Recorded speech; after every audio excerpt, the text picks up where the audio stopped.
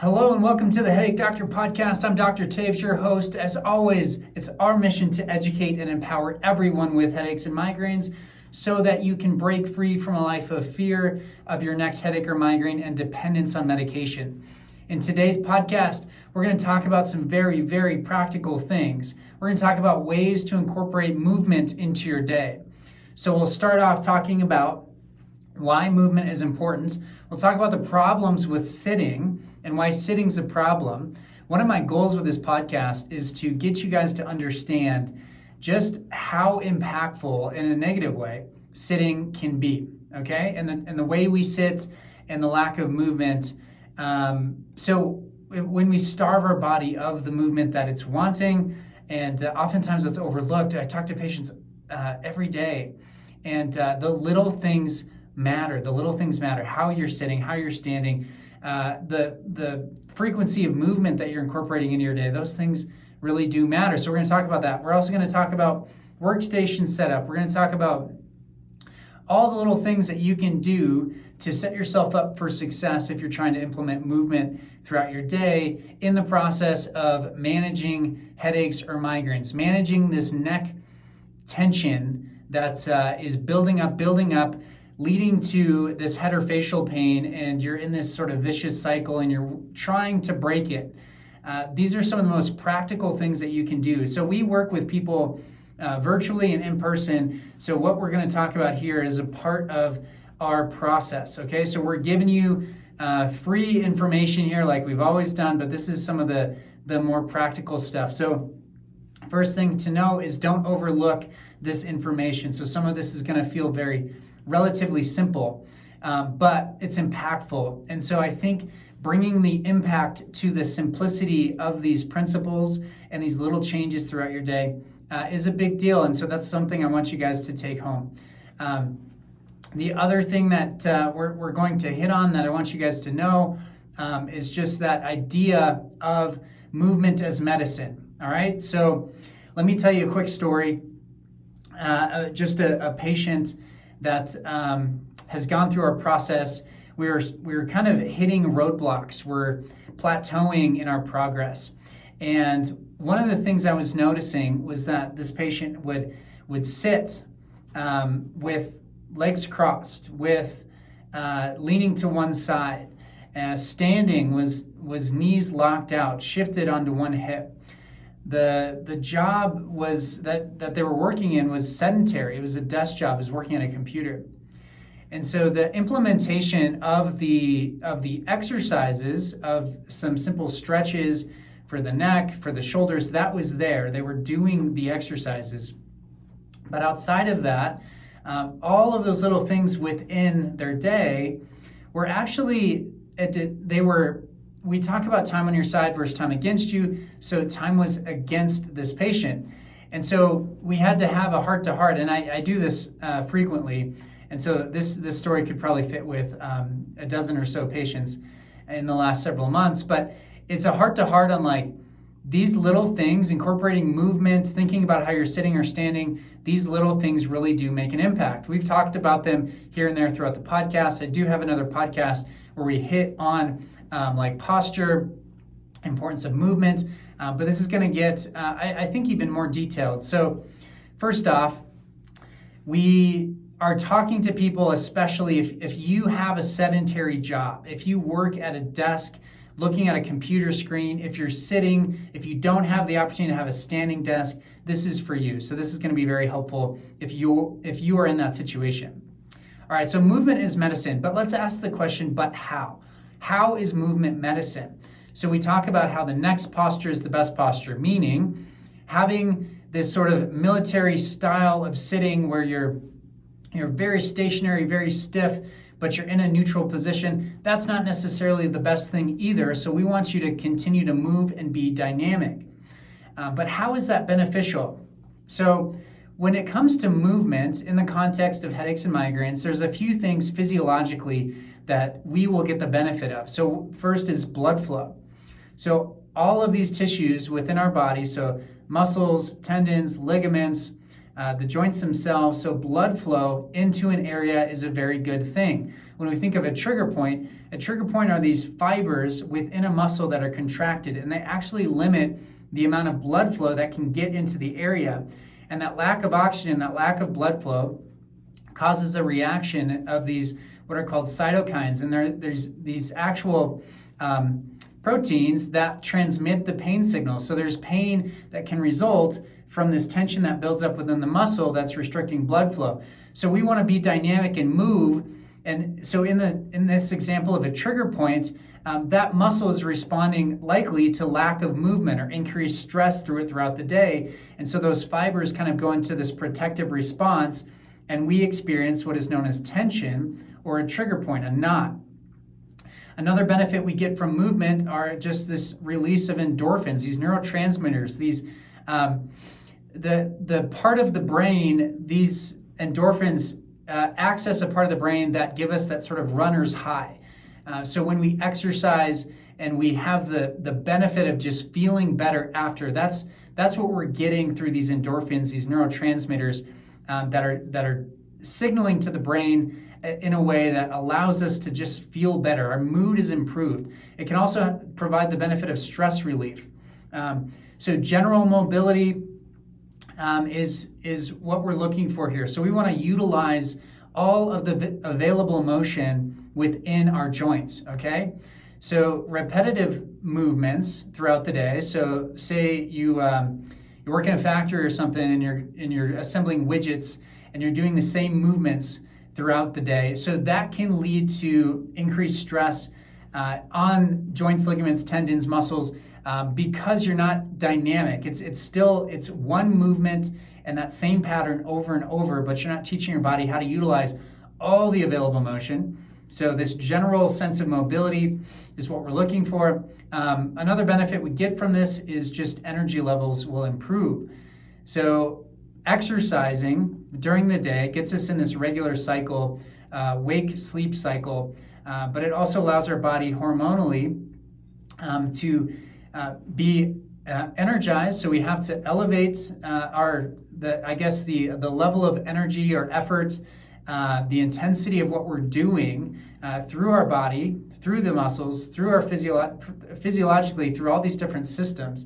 They have to ramp up when we exercise. So we have this sort of ebb and flow, this cycle, this normal rhythm of what our body's used to. And so if we remove that rhythm, if we remove the sort of sleep-wake or the exercise-relax type of cycle, there's problems that come about from that. So let's talk about sitting. Sitting is, you've probably been heard, it's called the new smoking, okay? So it's associated with things like obesity, high blood pressure, cardiovascular issues, things like that. The things that actually will eventually kill you one day. And that's why it's compared to smoking, because smoking has been seen as one of the leading causes of like lung cancer. And a lot of people wind up in the hospital because of smoking. So the same idea is true if you're sitting. It's not an immediate killer, but over time, it's putting this wear and tear and stress on these different systems of your body because they're not getting the proper stress. They're not getting the proper type of resistance or stress or the type of situation where they're going to grow and thrive and develop and become more resilient. And so we're not adding those good, healthy types of stress into our life. And so I guess the systems, in a sense, almost are like shutting down. All right, so when you sit, let's talk more musculoskeletally. When you're sitting, your head is forward. So your head weighs about 10 to 12 pounds. When it's in a neutral position, you've probably heard me say that. What's interesting, though, is with a 15-degree tilt forward, so slight forward head posture, not much, the head will weigh 27 pounds, okay? So we're increasing, we're over doubling the weight of the head on the neck. So the amount of strain and pressure on the neck goes up to 27 pounds. At 30 degrees, it increases to 40 pounds, okay? A 40-pound weight. If you guys have gone to the gym and you do free weights, think about lifting up a 40-pound dumbbell. That's really heavy. Now, at just a 30-degree angle, which still is not a ton, your neck is going to have to hold up what feels like 40 pounds. Now, at 45 degrees, your head's going to weigh about 49 pounds. So the amount of stress on your neck increases to 49 pounds, okay? Nearly 50 pounds, that's a lot of weight. And then at 60 degrees, it's going to need to sustain what would feel like 60 pounds. All right, that's a lot of weight. So the cervical spine is designed to hold up the weight because we know that we have that available motion. Our neck is able to flex forward and be in that forward head position, okay? So it's not the fact that your head is at 60 degrees or 45 degrees or 30 degrees. The problem is that it's at those degrees and that forward angle for a long period of time. Because those muscles that run along your spine, the paraspinal muscles, so each side of your spine, all the way from the top of your head down to your tailbone, you have these muscle groups that are called the paraspinal muscles. Paraspinal meaning they just run along each side of the spine. Now, they help to extend our spine in general, maybe a little bit of side bending, maybe a little bit of rotation. But in general, their primary function is to help extend. So they help keep us upright. Now, when you're in neutral, those paraspinal muscles in the neck should generally be relaxed. We have different muscle groups that help us with our prolonged posturing positions. So if you're standing, your head is in neutral. We have the deep neck flexor muscles, which are actually in the front of the spine, that are going to be active enough to keep our head upright. And then, of course, the anatomy of the bones themselves allow each spinal vertebrae to rest on the other in a position that is relatively low stress, and it's intended to have this natural curvature to it. So we're sort of working against what the normal curvature of the spine is, and we're asking these muscles to do more work when our head is forward. Okay, again, you can have a forward head posture in the short term, but it's this, 8 hours a day, you're sitting, your head is forward, and we're asking these paraspinal muscles to contract, to hold us upright, to hold our head, which should weigh 10 to 12 pounds, the weight of a bowling ball, but we're asking it to lift 27, 40, 50 pounds throughout the day, and so it can get really irritated. All right, so the amount of stress on the muscles themselves also is going to translate into the joints. We've talked about the OA joint, so that's probably the easiest one to connect this posture to, because the OA joint refers to the base of the skull, so the head sitting on the first bone. And we should have this nodding movement there. So from neutral position, you should be able to nod forward about 10 degrees just in that one specific joint. Now, it's almost impossible to know if you have movement in there or not without being evaluated by a provider that can actually isolate that specific spot. If you have sensitivity or pain up there, it's likely that it's restricted, but our necks are really good at compensating. So just by nodding your head like this, it's really hard to tell what the movement is up there. But with your head forward like this and the added stress on the neck through those paraspinals pulling to keep you upright, it can cause that joint to kind of forget how to move into the neutral, and then the additional 10 degrees of forward nodding. And so that added stress in that suboccipital area is where a lot of this stress and tension comes from. Okay, so you probably didn't need too much convincing that sitting with a forward head position was a bad thing, but there you go, you have more numbers behind it. The other thing that studies have shown us is that with sitting, specifically with this forward head position, it will change the afferent signals. So what that means is, so our muscles are constantly sending information to our brain that has to do with our spatial orientation, okay? So our brain realizes where our head is in relationship to space because our muscles are telling it the position that they're in, okay? So if a muscle is contracted, or if it's lengthened, if it's relaxed, so the brain is getting that information, and it's getting that information from all these different muscles that surround our neck, and then it's telling our brain The brain is taking that information and it's sort of deciphering or coming up with this idea of where we are in relationship to space. Okay? So, are the things around us. So we think about things like motion sickness, dizziness. We've talked about cervicogenic dizziness in our vestibular migraine podcast. So those are things that naturally come about when it's a big word called proprioception, when the proprioception, that signaling of our muscles to our brain, is off, when it's not functioning quite like it should. We also see that it can impact breathing. So our head position is going to the forward head position is going to rely on our shoulders and these scalene muscles that run along the side of our neck. And so what happens is it's going to change our positioning enough that the normal breathing pattern, which should be initially your diaphragm, and then we use some accessory muscles to expand our ribs, and then ultimately our shoulders. So our breathing pattern can actually change. And then the last thing, which we've talked about before, is this altered autonomic function. So we actually see the sympathetic nervous system can be ramped up with a forward head position.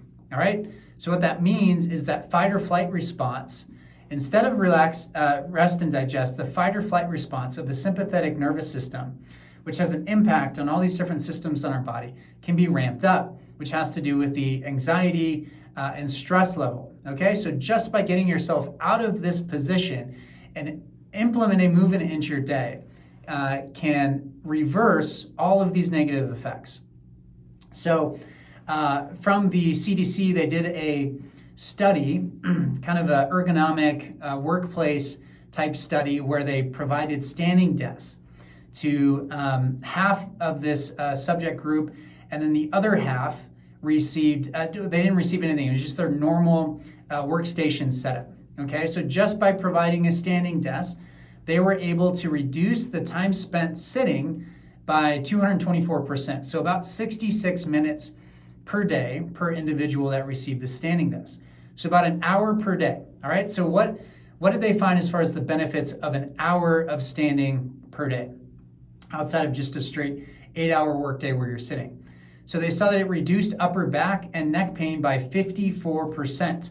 So they reduced upper back and neck pain by half. They improved mood states, but the thing that they found is once they removed the standing desk, most of those benefits were reversed within 2 weeks. So whatever benefit they got from the study, they took the standing desk away, people were sitting, within 2 weeks they were back to their neck pain and their back pain. Okay? So we talk about empowering people on this podcast. You have the ability to make these changes. If you're dealing with neck tension, upper back tension, and you work at a desk and your head is forward and you have not tried these things, please make this a first step. Today, stand for that 66 minutes and just keep doing it and believe that it will help you, because it is. It's abiding by a principle that your body needs to move, and then applying that principle over and over allows time to be on our side. Okay, so let's talk a bit about workstation setup. All right, so again, we're going to get practical here. So I do want you to have a standing desk. I love standing desks. We have them in our office. When I'm doing my admin work, when I'm recording this podcast right now, I am using a standing desk. All right, doesn't mean you can never sit. I still have a chair. I still sit every now and then, but I do want to stand. Again, I want to utilize all the available movements that I have. So I want to sit, I want to stand, I want to reach back, I want to reach forward, I want to reach up. I want my head to turn in all directions and look up and down. And so we want to use as many movements as we can throughout the day. A few simple things that you can use to kind of allow yourself more movement is moving the printer or the restroom, or moving your office away from the restroom and moving the printer further away, so that you have to actually get up and move, walk to get to those things if you're using the printer regularly. Stairs or elevator. So if you are in an office building and you're on the 3rd floor, use the stairs, okay? So maybe if you're on the 20th floor, or if you're in New York City or something, and it's just unreasonable to use the stairs, I understand that. But if you can use the stairs, let's use the stairs. That's a great way. You can even get your heart rate up a little bit. So when you're standing at your desk now that you got your standing desk, I want you to do a couple things. I want you to chin tucks. So slide your head back, do this little chin tuck, okay? Feel a little stretch on the back side of your head. I also want you to do shoulder squeezes. So I want you to pull your shoulder blades back every now and then, okay? Squeeze your shoulder blades together. I want you to rotate. I want you to kind of keep your arms together, but rotate side to side so that you get a little bit of rotation through your thoracic spine. Rotation is a movement people don't always get, but it's amazingly therapeutic. We can get rotation through our thoracic spine, through our mid-back, just with going on walks.